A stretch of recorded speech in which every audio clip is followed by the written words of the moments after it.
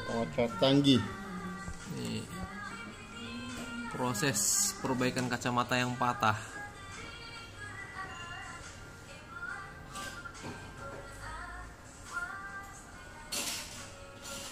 Nah, ini menggunakan benang pengikat.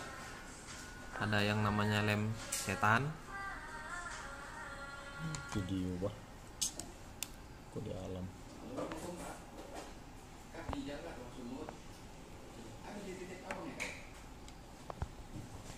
Nggak nampak. Ini cuman ininya bang. Oh,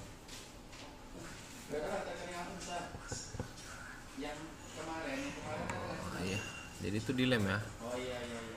Ya ini dilem biar dia jadi macam beton. Kita nggak perlu pakai lem 2 ton kan. Nice.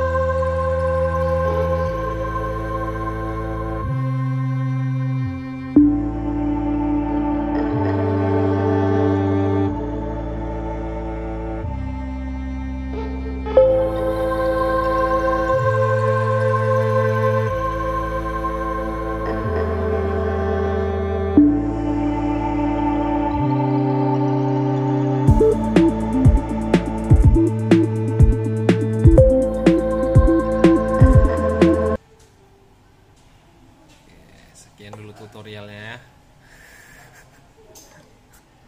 Terima kasih.